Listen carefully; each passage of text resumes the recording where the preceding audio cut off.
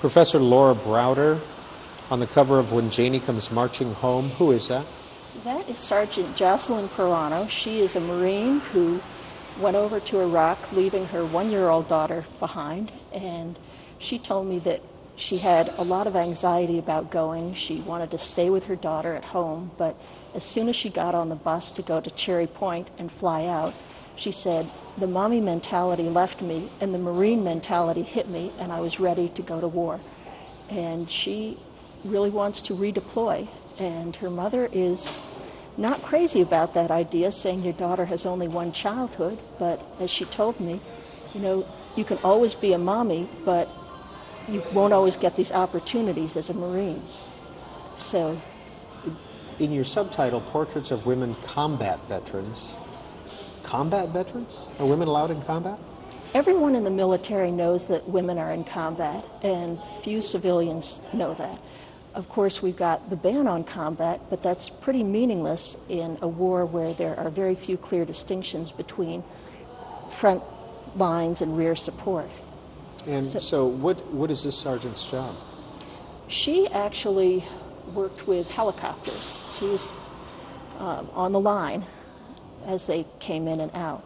Not every woman that I interviewed had a job that put her directly into combat, but I did interview a Marine who had a drug-sniffing dog, which became an explosive-sniffing dog when she went to Iraq.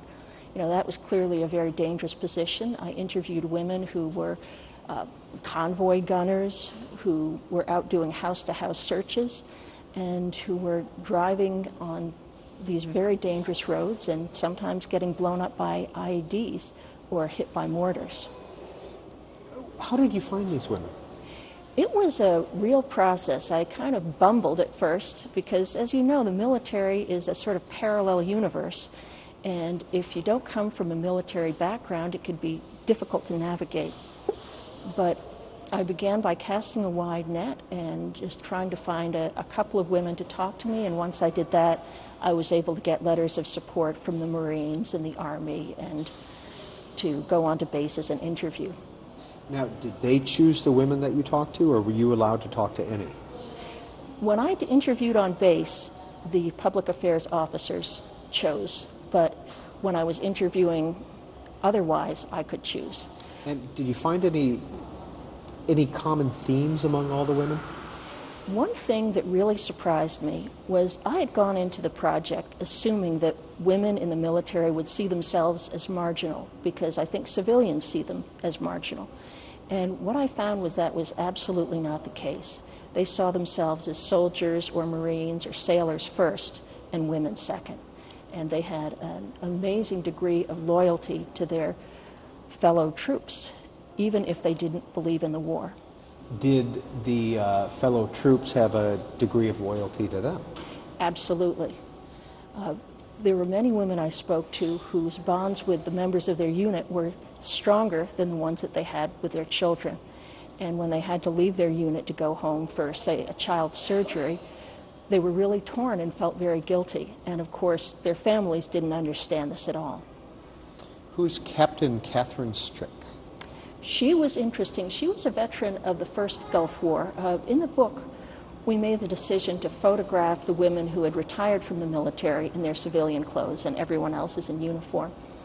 She had been a captain, got into the military through ROTC, and she was involved in the first Gulf War, and she talked about how surreal it was for her. You know, the band was playing, and they were marching from Kuwait into Iraq and seeing horrible sights, you know, cars that were burned up with people still inside them.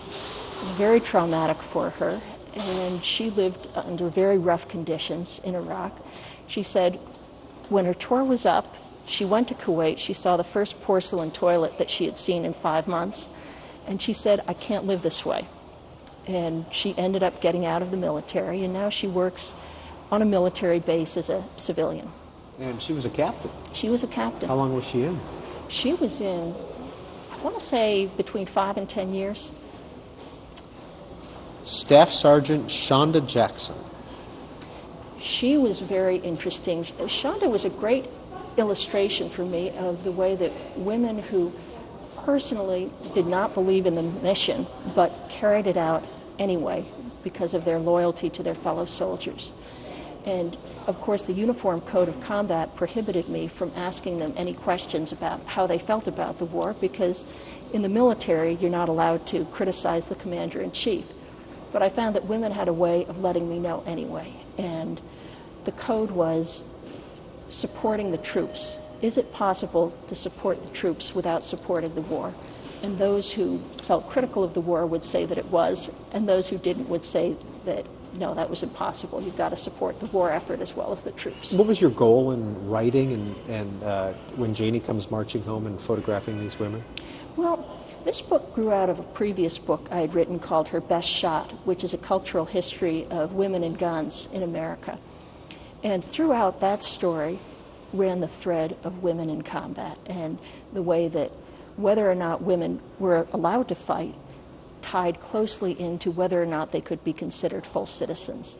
You know, back in the Revolutionary War era, you had politicians like James Berg saying the difference between a citizen and a slave is the ability to bear arms in defense of your country.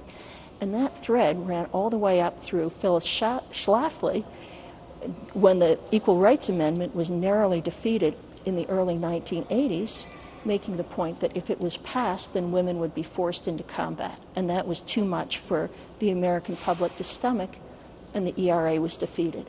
Well, here we are now in a conflict where over 220,000 women have served in a combat zone. And clearly this is a watershed moment for our culture. And I wanted to hear what the women who were on this front line had to say about their experiences. Do they think the rules should be just clearly changed? Most of them, absolutely. There were a few who differentiated themselves from the war fighters who were out on the front lines, but most of them knew that they were in combat and accepted it and thought that they should be able to do what they wanted because they considered themselves equal to the men. There was no question for them. Do you believe the rules should be changed? Yes, absolutely. I think the rules already have changed, but we don't know it, right? Officially, I think they should be. What do you teach and where? Well, right now I'm finishing up a stint at Virginia Commonwealth University where I've taught creative writing. In Richmond? In Richmond, and I'm going on to accept a job at the University of Richmond in the fall teaching American Studies. When Janey Comes Marching Home is the name of the book. Laura Browder is the author. Sasha Flagging is the photographer.